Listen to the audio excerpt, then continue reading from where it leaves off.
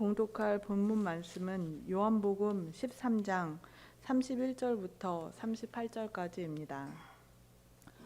그러므로 그가 나간 뒤에 예수님께서 이르시되 이제 사람의 아들이 영광을 받았고 하나님께서도 그 안에서 영광을 받으셨도다. 만일 하나님께서 그 안에서 영광을 받으셨으면 하나님께서도 자신 안에서 그에게 영광을 주실 것이요 즉시 그에게 영광을 주시리라. 어린아이들아, 내가 아직 잠시 동안은 너희와 함께 있노라. 너희가 나를 찾을 터이나 내가 유대인들에게 말하기를 내가 가는 곳에 너희가 오지 못하리라 한 것 같이 지금 너희에게도 그렇게 말하노라. 내가 새 명령을 너희에게 주노니 너희는 서로 사랑하라. 내가 너희를 사랑한 것 같이 너희도 서로 사랑하라. 너희가 서로 사랑하면 이로써 모든 사람이 너희가 내 제자인 줄 알리라 하시니라.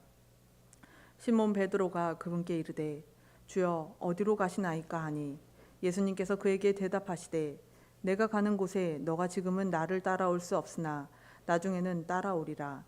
베드로가 그분에게 이르되 주여 어찌하여 내가 지금은 주를 따라갈 수 없나이까.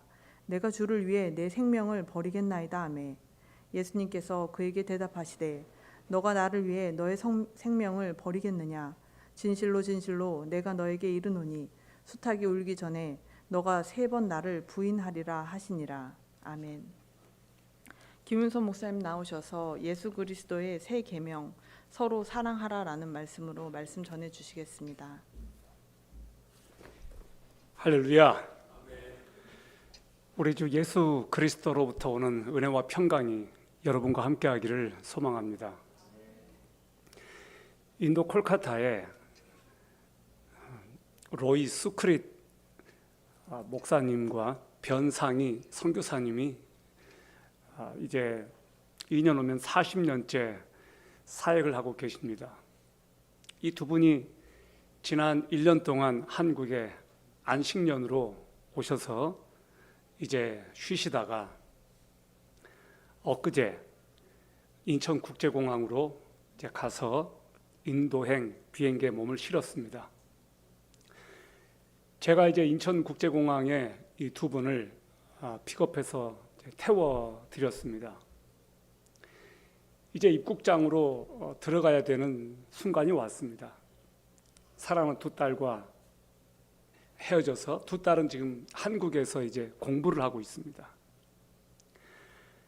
이제 이 두 딸을 한국에 남겨두고 두 분이 이제 인도로 돌아가시는데 가족끼리 서로 한참 동안을 끌어안고 눈물을 흘리면서 우시는 모습을 제가 보았습니다. 한국에 이제 사랑하는 두 딸을 남겨두고 선교사님이 이제 인도에 가시면서 로이 수크릿 목사님의 마음에 어떤 마음이 있었을까? 그리고 두 딸에게 어떤 당부를 부탁을 한다면 어떤 메시지를 하실까 생각을 해보았습니다. 이런 말씀을 하시지 않을까 하는 생각이 들었어요. 애들아, 하나님을 사랑하거라. 그리고 서로 더 사랑하거라. 오늘 이 말씀은 이제 잠시 후면 제자들을 떠나 하나님께로 돌아갈 예수님께서 제자들에게 마지막으로 하신 말씀이기도 했습니다. 하나님을 사랑하라. 그리고 서로 사랑하라. 여러분, 예수님께서는 십자가에 못 박혀 죽으시기 전에 제자들을 다락방에 불러 모아놓고 의미 있는 2가지 행동을 하셨습니다. 그 첫 번째가 뭐냐면 제자들의 발을 일일이 다 씻어주신 행동이었습니다. 이것은 예수님의 최고의 섬김의 극치를 보여주신 모습이었죠. 두 번째 예수님께서 보여주신 행동은 최후의 만찬이라고 불리우는 성만찬이었습니다. 예수님께서 제자들에게 떡을 떼어주시면서 이것은 내 몸이다라고 말씀하셨습니다. 포도즙으로 된 잔을 돌려주시면서 이것은 너희들을 위해서 흘린 나의 피다라고 말씀하셨습니다. 그리고 이 의미 있는 이 의식 이후에 예수님께서 마지막으로 떡을 집어준 가룟유다가 밖으로 나가는 그 장면이 있었습니다. 가룟유다는 예수님을 은 30에 팔아 넘기기 위해서 밖으로 나갔습니다. 자, 오늘 우리가 이 말씀을 통해서 하나님께서 주시는 뜻이 무엇일까? 하나님께서 오늘 우리들에게 무엇을 말씀하고자 하실까? 그것을 여러분과 같이 나누고 싶습니다. 그래서 오늘 설교의 제목은 예수 그리스도 최후의 세 계명, 서로 사랑하라입니다. 오늘 첫 번째 대제는 이것입니다. 그리스도의 영광의 때가 다가왔다. 그리스도의 영광의 순간이 다가왔다. 요한복음 13장 31절에서 32절까지를 여러분 한번 보십시오. 그러므로 그가 나간 뒤에 예수님께서 이르시되 이제 사람의 아들이 영광을 받았고 하나님께서도 그 안에서 영광을 받으셨도다. 만일 하나님께서 그 안에서 영광을 받으셨으면 하나님께서도 자신 안에서 그에게 영광을 주실 것이요 즉시 그에게 영광을 주시리라. 예수님께서는 한 제자 가룟 유다의 배신을 시작으로 결국 예수님께서 온 인류를 위해 죽음을 이기시게 될 것을 말씀하신 겁니다. 남아있는 11 제자는 아무것도 몰랐습니다. 가룟 유다가 왜 밖으로 나갔는지 그들은 몰랐습니다. 예수님께서는 자신이 죽을 것이다, 그리고 3일 후에 부활할 것이다 라고 제자들에게 수차례 말씀하셨지만 제자들은 아직까지 그 말씀을 실감하지 못하고 있었습니다.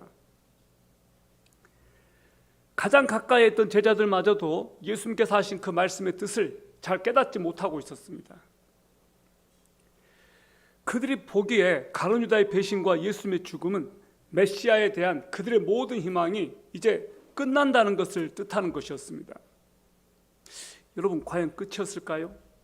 아니었습니다. 예수님께서 말씀하십니다. 내가 영광을 받았다. 아니, 영광을 받았다라는 말이 이게 무슨 뜻이지? 제자들은 아직 이해를 못하고 있어요. 예수님께서 말씀하신 이 영광은 뭐냐? 예수님께서 십자가에 못 박혀 죽으시고 부활하시고 승천하시게 될 것을 말씀하신 것이었습니다. 가룟 유다의 배신은 예수님께서 영광을 얻으시는 그 놀라운 광경의 신호탄이었다는 거예요. 여러분, 우리들의 삶에 어떤 불행한 일들이 터집니다. 믿었던 친구가 나를 배신하고 갑자기 큰 사건을 겪어요. 낙심하고 좌절하고 실망합니다. 그런데 그것은 더 큰 영광을 위한 하나의 신호탄이 될 수 있다는 겁니다. 가룟 유다가 예수님을 배신하고 떠남으로써 예수님께서 영광을 얻으시는 과정이 시작되었습니다. 영광에 해당하는 헬라어가 뭐냐면 독사라고 그래요. 좀 무섭죠? 독사, 헬라어예요. 그리고 이 영광에 해당하는 이 히브리어가 카보드라고 합니다. 카보드. 근데 이 카보드는 구약에서 찬란하게 빛나는 하나님의 성품을 말할 때 사용돼요. 그래서 쉐키나라고 들어보셨어요? 영광이란 또 다른 뜻인데 하나님의 그 빛나는 현현, 하나님의 그 광채, 쉐키나라고 그래요. 구약시대 때는 하나님께서는 구름 가운데 임재하셨어요. 그분의 영광을 보여주셨습니다. 이스라엘 백성들은 하나님의 쉐키나, 하나님의 영광을 보았습니다. 그런데 예수님께서 내가 지금 영광 받을 때가 되었다, 내가 쉐키나를 지금 받을 때가 되었다, 드디어 이제 내가 십자가에 못 박혀 온 인류를 구원하고 그들을 위하여 죽을 뿐만 아니라 3일 후에 부활하고 하늘로 올라갈 때가 되었다, 그렇게 말씀하시고 계신 겁니다. 주님께서 받으신 영광은 십자가와 부활의 영광이에요. 왜 이것이 우리들에게 영광입니까? 왜 십자가와 부활이 우리들에게 중요합니까? 예수님께서 그것을 위해서 이 땅에 오셨기 때문입니다. 예수님께서 우리를 위해서 십자가를 못 박혀 죽으시고 십자가에 달려 죽으셔서 또 우리를 구원하실 뿐만 아니라 3일 만에 부활하셔서 그분이 하나님 되심을 입증하시고 또 40일 위해 하늘로 승천하여 올라가신 것, 그것이 영광이라는 거예요. 오늘 우리는 어떤 영광을 지금 바라보고 있습니까? 2000년 전에 있었던 그 영광을 우리는 지금 또 눈앞에 목도하는 시대가 왔습니다. 뭐냐? 예수 그리스도의 재림, 예수 그리스도의 다시 오심, 예수 그리스도께서 이 땅에 다시 오시는 그 영광을 우리는 기다리고 있고 그 영광을 우리가 볼 수도 있는 시대에 우리가 살고 있습니다. 우리는 초대교회 그 성도들보다 훨씬 더 예수 그리스도의 재림을 눈앞에서 볼 수 있는 가능성이 높은 시대에 우리가 살고 있습니다. 사람들이 이것을 실감하지 못해요. 예수님이 다시 오신다는 이 이야기가 믿어지지가 않는 거예요. 믿지 않는 사람들은 당연히 그것이 무슨 뜻인지 모를 거고, 예수를 믿는 사람들조차도 예수님이 다시 오신다라고 하는 이 사실이 믿어지지가 않는 거예요. 여러분에게 지금 묻겠습니다. 여러분은 정말로 예수 그리스도께서 오실 것을 믿으십니까? 2000년 전에 오신 그 예수 그리스도께서 다시 오실 것을 믿으십니까? 요한계시록 마지막은 그렇게 끝납니다. 아멘, 주 예수여 오시옵소서. 요한계시록으로 계시가 끝났지만 예수 그리스도께서 다시 오실 것을 요한계시록은 그렇게 증언하고 있어요. 아멘, 주 예수여 오시옵소서. 마라나타. 우리는 그 영광을 볼 수 있습니다. 이제 최후의 영광은 바로 그것입니다. 예수님께서 심판주로서 하나님의 아들로서 다시 오시는 그 놀라운 영광스러운 사건, 그것을 기대하십시오. 그것을 소망하십시오. 우리 크리스찬들의 최고 영광이 무엇입니까? 예수 그리스도를 만나는 것 아닙니까?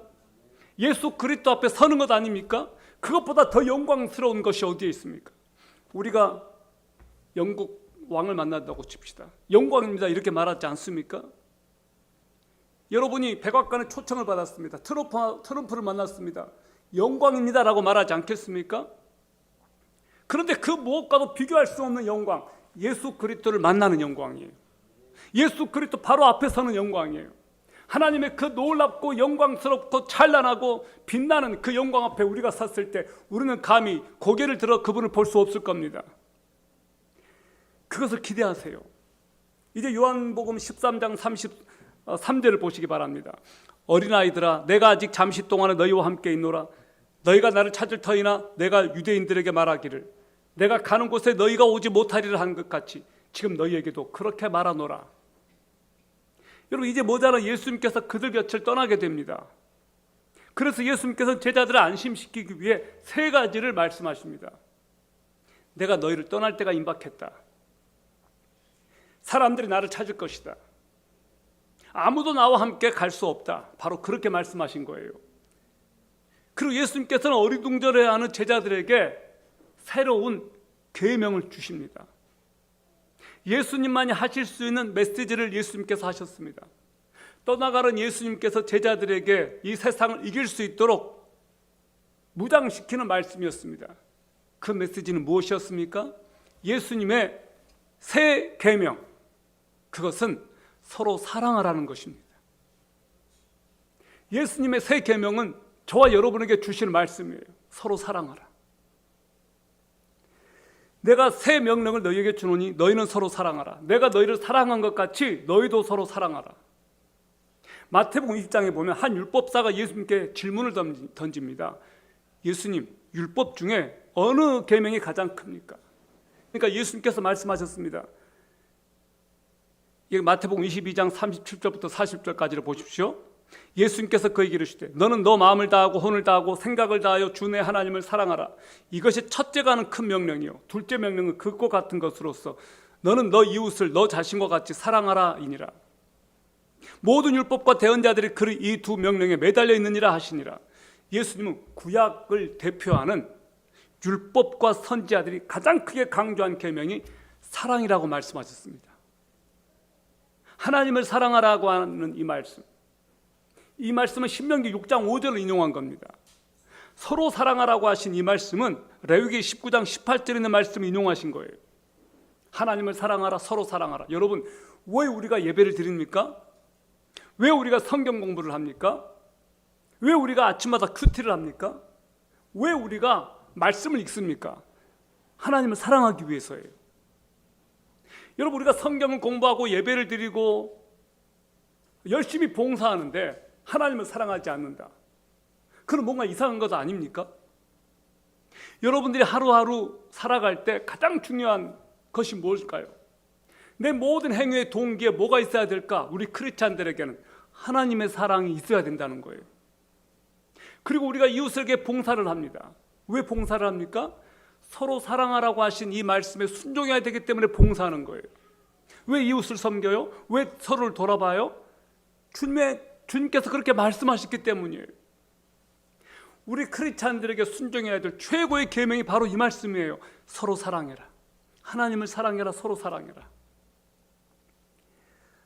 여러분, 이 세상에서 사랑보다 더 높은 가치, 사랑보다 더 높은 것은 없습니다. 하나님의 본질이 무엇인가? 성경은 말합니다. 하나님은 사랑이시라.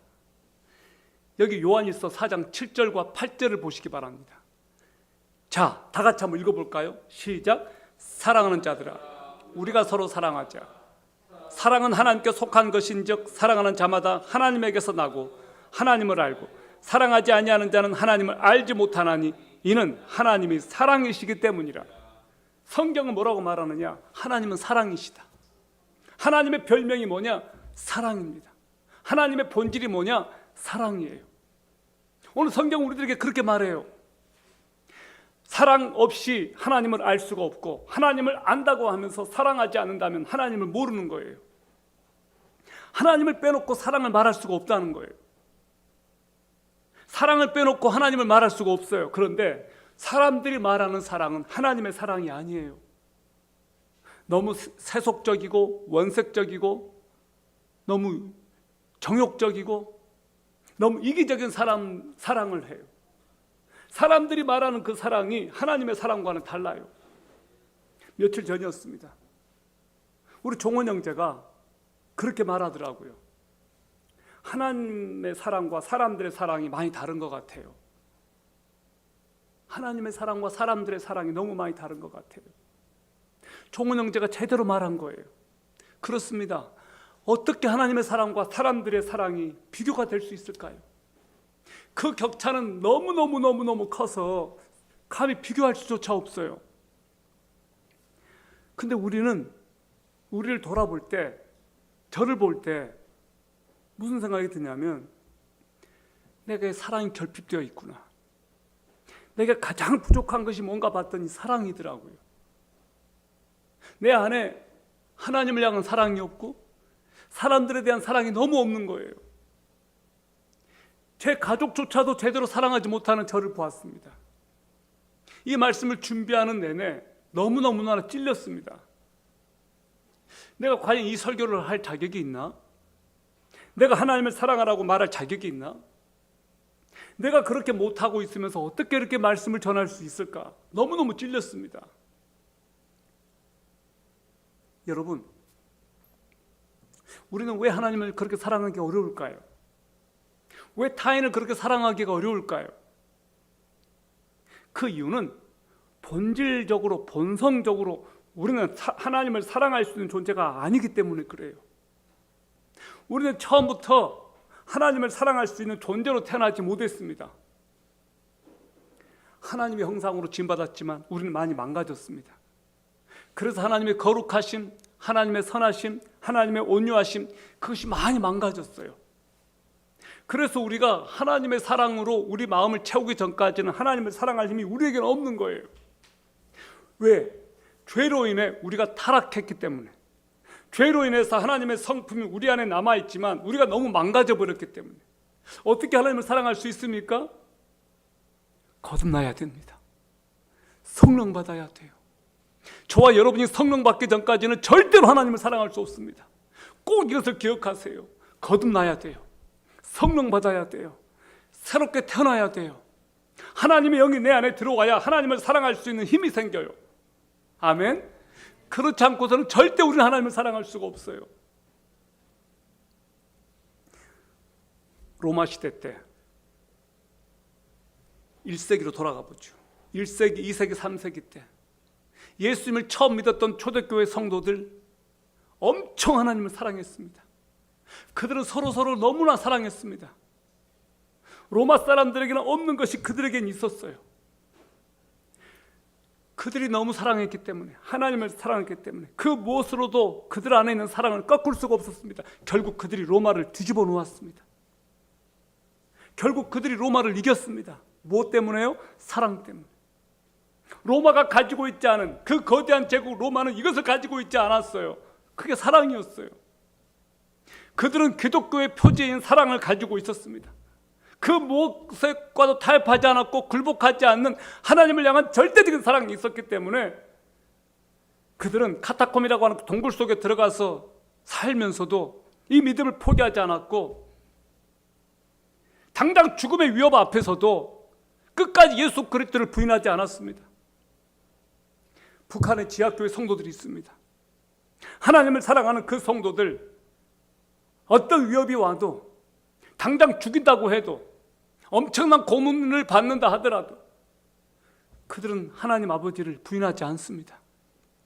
우리는 자유로운 세계에 살고 있습니다. 우리는 굶지 않는 세상에 살고 있습니다. 너무 풍족해요. 그래서 우리는 하나님을 향한 사랑이 너무 많이 식어버렸어요. 초대교회 성도들과는 비교할 수조차 없는, 일제시대 때 크리스찬들이요, 신앙을 가지면 모조리 죽이는 그런 상황에서도 믿음을 포기하지 않고 끝까지 지킨 믿음의 선배들이 있습니다. 여러분, 저와 여러분들이 오늘날 대한민국을 살면서 우리가 가장 지켜가야 되고 가장 붙잡아야 될 가치가 뭘까? 우리가 끝까지 하나님 앞에서 신앙생활하고 예수 그리스도를 볼 수 있기 위해서 우리가 끝까지 간직해야 될 것이 뭘까? 우리들의 심장 속에 이 두 가지 단어가 있었으면 좋겠습니다. 한번 따라해 봅시다. 하나님 사랑, 서로 사랑. 바로 그것이 이 시대를 견딜 수 있는 힘이 아닐까요? 바로 그것이 끝까지 우리가 신앙생활할 수 있는 원동력이 아닐까요? 무엇으로 우리가 하나님을 끝까지 믿을 수 있습니까? 하나님을 향한 사랑을 붙잡지 않는다면 무엇으로 우리가 이길 수 있겠습니까? 여러분, 그러면 어떻게 우리가 사랑해야 될까? 사랑의 방법은 뭘까? 예수님께서 우리들에게 말씀하셨습니다. 오늘 예수님께서 뭐라고 말씀하십니까? 내가 너희를 사랑한 것 같이 너희도 서로 사랑해라라고 말씀하셨어요. 사랑의 모델, 그것이 뭐냐면 예수님께서 우리를 사랑하신 것처럼, 그것이 모델이라는 거예요. 예수님께서 우리들에게 가르쳐 주신 방법이 뭐냐? 내가 너희를 사랑한 것 같이, 내가 너희를 사랑한 것 같이 너희가 서로 사랑해라. 이 말씀 무슨 말이냐면, 내 스타일로, 내 방법대로, 내가 하고 싶은 대로 사랑하지 말고 예수님께서 보여주신 모범대로 사랑하라는 거예요. 예수님께서 보여주신 모범이 뭐예요? 원수까지도 사랑하는 그것 아니었습니까? 왜 우리가 가끔 누군가에게 섭섭함을 느껴요? 나는 정말로 그를 사랑해 주었는데, 나는 모든 걸 다 퍼줬는데 너가 어떻게 나한테 이럴 수 있지? 그래서 섭섭이가 들어오잖아요. 그래서 우리는 내가 준 것만큼 상대방으로부터 받아야 되겠는데, 내가 준 것만큼 들어오는 것이 없을 때 원망하게 돼요. 그럼 마음에 언짢아져요. 내가 너에게 베풀어 준 게 얼마인데 너는 나에게 이것밖에 안 하니? 우리는 기브앤테크에 익숙해져 버려 있어요.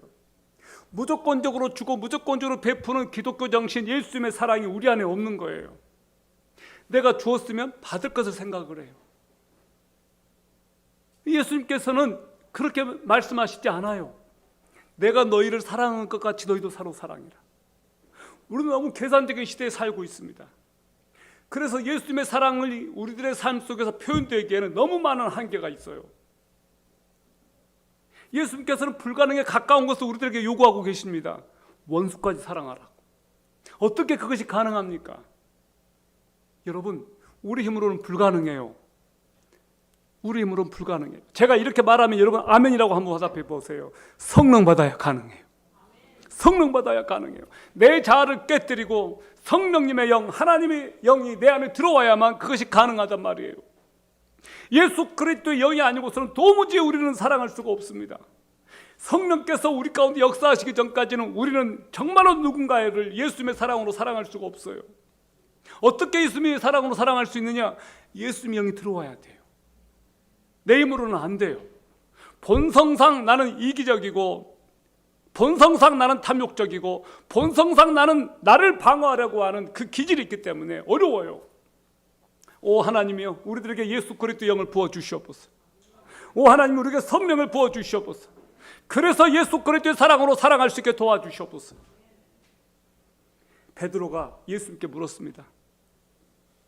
몇 번이나 용서해 줘야 됩니까? 예수님께서 70번씩 7번이라도 용서해 주라 그랬어요. 이게 490번 용서하라는 말 아닙니다.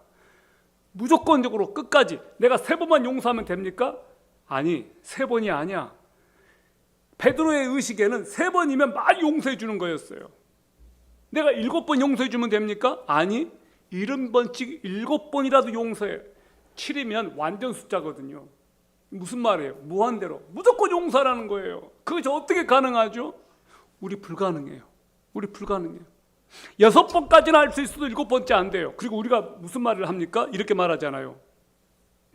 2번만 용서해 준다. 2번만 용서해 준다. 너 다음에 한 번만 그래봐. 너 용서 안 해줘? 내가 이렇게 말하고 싶은 친구들 몇 명 있거든요. 2번만 용서해 줄 거야. 2번만. 너 약속 안 지켰지? 2번만 용서해 줄 거야. 근데 또 약속 또 안 지켜요. 우리는 그게 어려워요. 근데 예수님은 뭐라고 말하냐? 무조건 용서하라는 거예요. 무조건. 그래서 우리 힘으로는 안 되는 거예요. 예수님께서 보여주신 이 사랑, 무조건적인 사랑의 바탕을 둔 것이었습니다. 무조건적인 사랑. 예수님께서 그렇게 하셨거든요. 그래서 우리 힘으로는 안 된다는 겁니다. 오 하나님이 우리를 불쌍히 여겨 주십시오. 십자가의 사랑은 조건 없는 사랑이었습니다.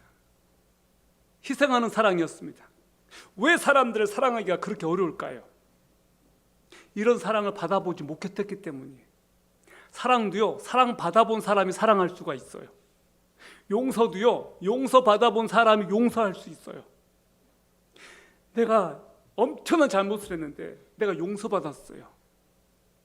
그 용서를 경험한 사람이 누군가를 용서할 수가 있어요.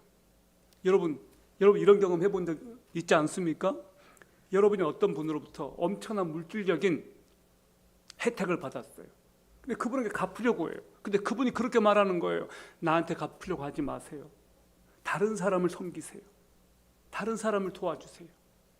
그것은 진짜로 하나님의 사랑을 경험한 사람들이 특징이에요.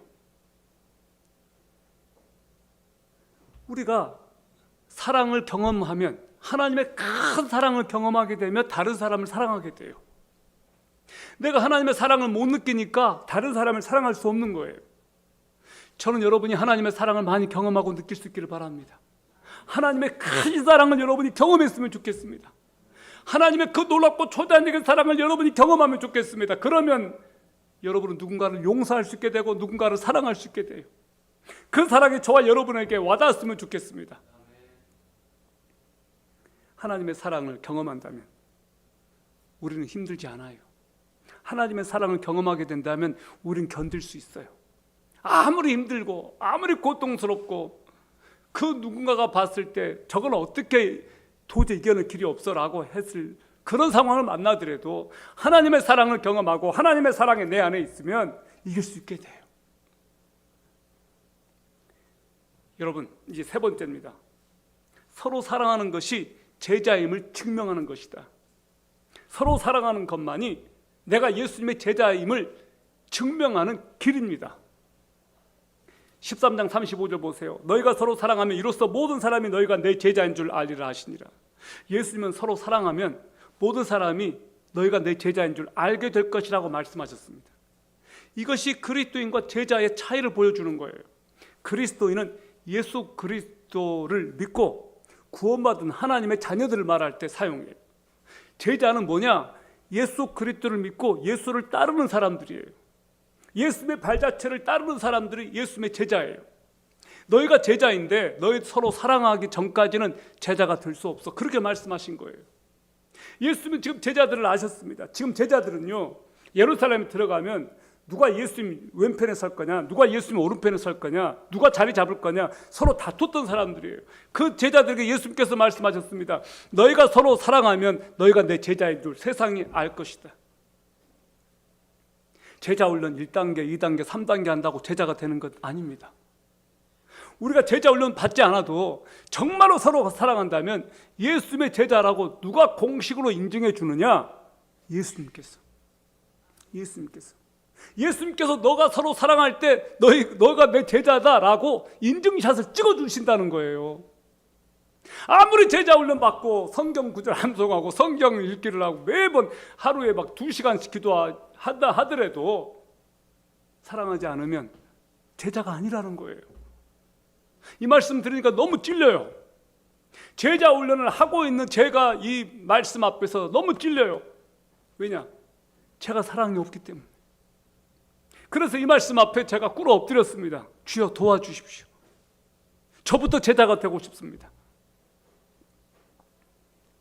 사랑이 없고 서로 미워하는 상황에서는 아무리 주장하더라도 크리스찬일 수 있지만 진정한 제자는 될 수 없다.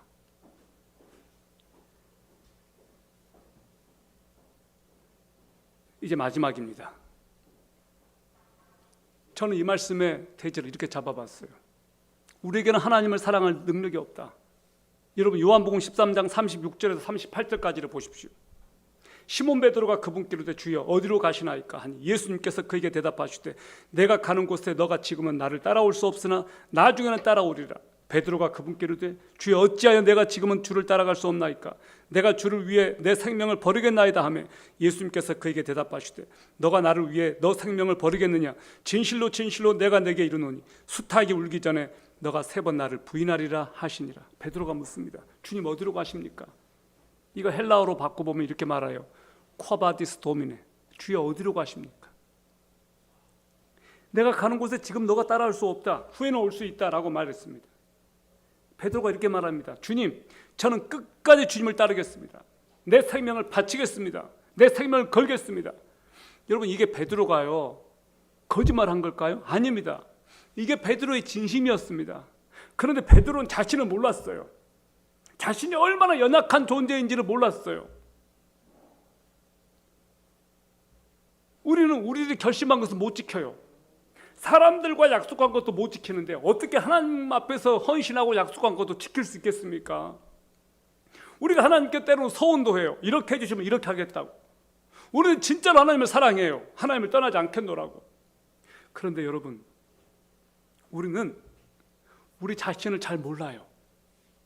우리가 얼마나 연약한 존재인지. 우리는 예수님을 배신할 가능성이 아주 농후한 사람들이에요. 예수님을 배신 안 할 거라고 우리는 믿어요. 그런데 우리는 정말로 예수님을 배신할 가능성이 높은 사람들이에요. 예수님을 따르고 있지만 끝까지 예수님을 따라가겠다고 우리는 마음 먹지만 정말로 끝까지 헌신하겠다고 마음 먹지만 장담할 수 없습니다. 어느 누가 장담할 수 있겠습니까?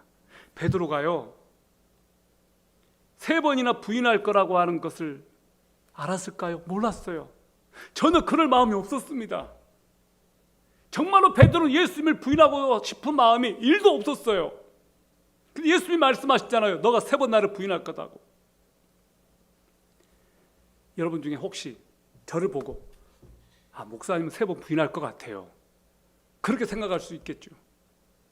예, 저는 제 기질상 저도 베드로 같은 기질이에요.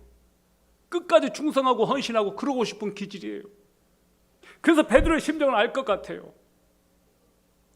여러분 이제 말씀을 맺겠습니다. 어떻게 가능할까요? 어떻게 끝까지 예수님을 믿고 그분을 따르고 그분을 사랑하는 것이 가능할까요? 다시 말씀드립니다. 성령 받아야 가능해요. 성령님의 능력으로만 가능해요. 내 기질, 내 성격, 내 본성으로는 불가능해요. 성령께서 나를 지배해 주시고 성령께서 나와 함께 하시고 내가 진심으로 성령님으로 말미암아 하나님을 사랑하게 될 때 우리는 진짜로 하나님을 사랑하게 되고 다른 사람을 내 몸처럼 사랑할 수 있어요. 그 흉내는 낼 수 있어요. 오늘 이 시간 하나님의 크신 사랑이 저와 여러분의 심장을 정복해 주시기를 바랍니다. 하나님의 그 놀라우신 사랑이 저와 여러분의 심장 한복판에 새겨지기를 바라고 하나님의 놀랍고 크고 초자연적인 사랑이 저와 여러분의 마음을 어루만지셔서 우리가 정말로 하나님을 사랑하게 되기를 바랍니다. 그리고 하나님을 사랑하는 그 사랑으로 다른 사람을 사랑하게 되기를 바랍니다. 도저히 내가 품을 수 없고 사랑할 수 없는 그 누구라도 사랑할 수 있게 되기를 바랍니다. 예수님께서는 그렇게 하셨어요. 자기를 배신할 줄 알면서도 가론유다를 끝까지 사랑하잖아요. 끝까지 포기하지 않잖아요. 자기를 3번 모른다고 부인할 베드로를 또 끝까지 사랑하시잖아요. 여러분 다 잊어도 좋습니다. 이것만은 꼭 기억하십시오. 서로 사랑하세요. 하나님을 사랑합시다. 그리고 이웃을 사랑합시다. 우리 형제자매를 사랑합시다. 우리가 그렇게 할 때 세상은 우리를 통해서 하나님의 영광을 볼 것이고, 세상은 우리들에게 저 사람은 정말로 예수 그리스도를 따르는 제자다라고 말해줄 거예요. 우리 기도합시다. 서로 사랑해라. 이 말씀이 오늘 저희들에게 주신 하나님의 새 계명인 줄 알고, 하나님의 말씀인 줄 알고 순종하겠습니다. 주여, 그러나 우리에게는 하나님을 사랑할 능력도, 이웃을 사랑할 능력도 없습니다. 아버지, 어떻게 하면 좋습니까? 우리에게 성령을 부어주시고 성령님이 임하셔서 우리로는 불가능하지만 하나님의 영의 능력으로, 성령의 능력으로, 예수 그리스도의 영의 능력으로 하나님을 사랑하고 이웃을 사랑하게 도와주시옵소서. 아버지, 정말로 하나님을 사랑하게 되고 이웃을 사랑하며 하나님의 말씀이 우리들의 삶 속에, 내 중심 속에 새겨져서 주님 만나는 그날까지 끝까지 예수 그리스도를 따르기를 소망하오니 주여 도와주시옵소서.